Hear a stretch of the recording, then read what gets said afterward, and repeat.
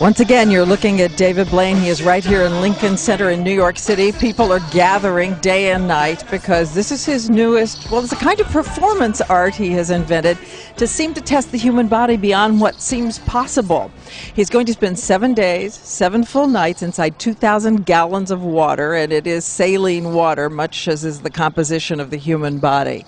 But how can he do it? And then at the end of it, he's going to try to emerge in a kind of Harry Houdini way, emerging from change, breaking through while holding his breath and trying to set a record. The current record, 8 minutes, 58 seconds. See if you could do that. Seems a lot of risk involved, but that's nothing new to David Blaine.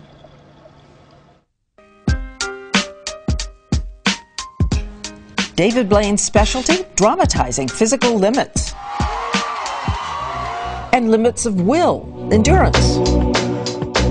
33-year-old Blaine has braved the stuff of nightmares, buried alive for 7 days, frozen in ice for 61 hours, perched 90 feet above for 35 hours, hanging in thin air for 44 days. What's next? How about 7 days submerged underwater, a kind of human aquarium?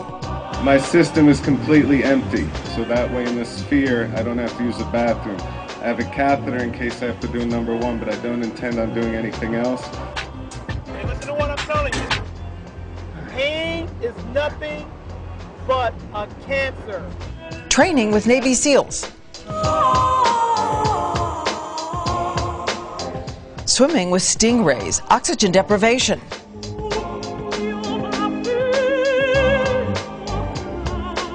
He hopes these will equip him for his week-long dance underwater. And then Blaine will take it a giant step further. He says he'll handcuff himself to a tangle of 150 pounds of chain and then remove his breathing apparatus. That goal, to break the world record, almost 9 minutes in one breath. I'll have to escape from all these chains, and if not, I will drown, and the world will see something pretty insane. And that emergence will take place, we should let everybody know, on Monday night at 8 o'clock. It will be a live special, 2-hour special on ABC, of course. And we turn now to David Blaine. Is the microphone on? Can you hear me? I can hear you perfectly. I hear you as well. How you doing 20 hours in? So far, not bad. The only difficulty that I've really been having is my hands are already mangled and my feet are pretty bad. Are you feeling tingling, freezing? Is that what it is?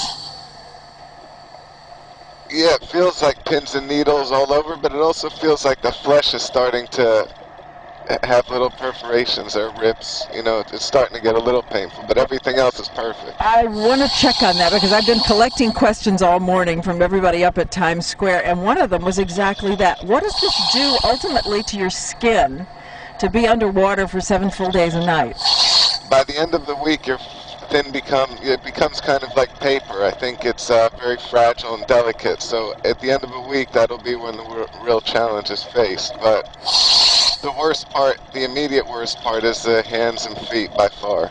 And the gloves take care of that?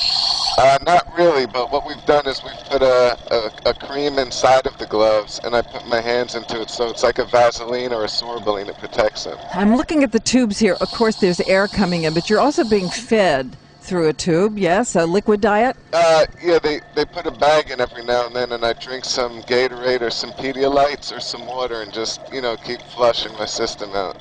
Obviously no solid food, so I'm empty. Your first night, did you sleep? And where did you sleep? Do you sleep standing or lying down? That's another difficult part, because if you can imagine when you're at the bottom of an 8-foot deep pool, the pressure is so hard that you feel it in your head. So when I lay down at the bottom, I have that continuous throbbing pressure in my head, so that's a little bit of a tricky part. A lot of people have asked about the training for this, and I want to point out the temperature in there is 98.6, about body temperature, yes? It's actually 96 right now. Oh, so they have to bring it up a little. No, they keep it just below body temperature, which is about what you need. About what you need.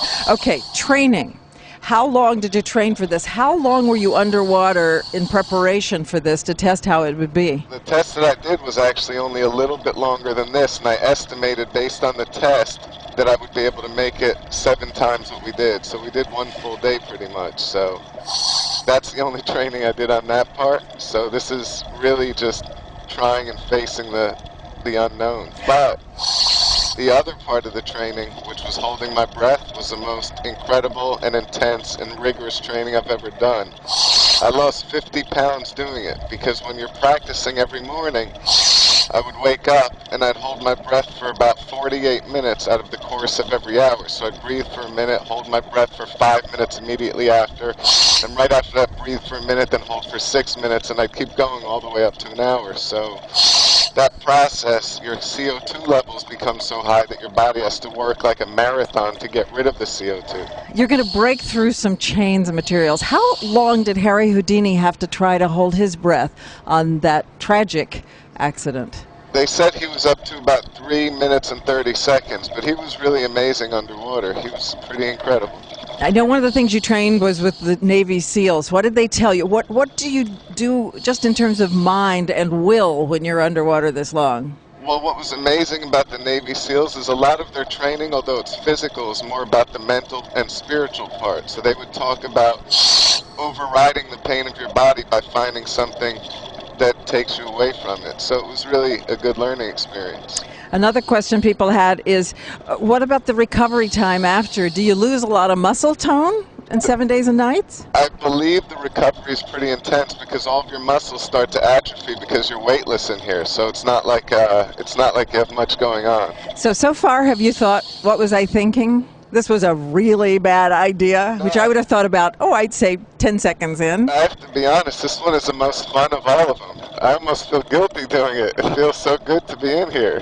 I want to point out he has a camera on the top of his helmet, so we'll have pictures at some point of what he sees looking out at all the people gathering here.